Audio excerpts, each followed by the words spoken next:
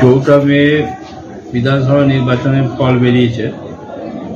যে কোনো কারণেই হোক আমরা পরাজিত হয়েছি এবং আমরা স্বভাবতই যারা শাসক দল তাদের কাছে আশা করব যে যাতে শান্তি বজায় থাকে।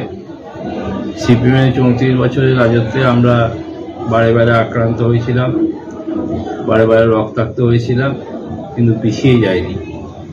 এখন আবার কিছু লোক বিজেপির নাম করে বিজেপি পতাকা হাতে জয় শ্রীরাম স্লোগান দিয়ে বাড়িতে বাড়িতে অত্যাচার শুরু করেছে। মদ খাওয়ার টাকা চাইছে, টাকা না দিলেই তাদেরকে তাদের বাড়িতে অত্যাচার করা হচ্ছে।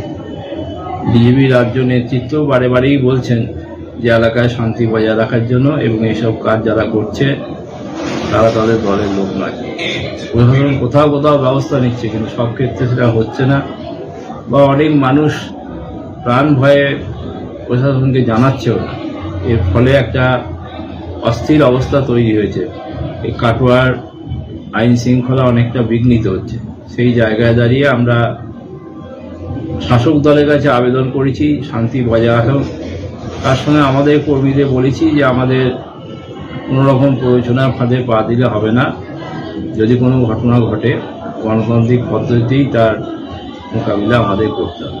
ঘটনা এদের মধ্যে অনেকেই আগে তৃণমূল করতো, কিন্তু মানুষের সঙ্গে খারাপ ব্যবহার করার জন্য আমরা তাদের দল থেকে দূরে সরিয়ে দিয়েছিলাম। এখন দেখা যাচ্ছে সেরকম কিছু লোক যারা কাউন্টিংয়ের দিনের দুপুর পর্যন্ত চুপচাপ ছিল, দুপুরের পর থেকে তারা বিজেপি পতাকা নিয়ে জয় শ্রীরাম স্লোগান দিয়ে এই অত্যাচারগুলো করছে। চৌঠা মে বিধানসভা নির্বাচনের ফল বেরিয়েছে। যে কোনো কারণেই হোক আমরা পরাজিত হয়েছি এবং আমরা স্বভাবতই যারা শাসক দল তাদের কাছে আশা করব যে যাতে শান্তি বজায় থাকে। সিপিএমের 34 বছরের রাজত্বে আমরা বারে বারে আক্রান্ত হয়েছিলাম, বারে বারে রক্তাক্ত হয়েছিলাম, কিন্তু পিছিয়ে যায়নি। এখন আবার কিছু লোক বিজেপির নাম করে বিজেপির পতাকা হাতে জয় শ্রীরাম স্লোগান দিয়ে বাড়িতে বাড়িতে অত্যাচার শুরু করেছে। মদ খাওয়ার টাকা চাইছে, টাকা না দিলেই তাদেরকে তাদের বাড়িতে অত্যাচার করা হচ্ছে।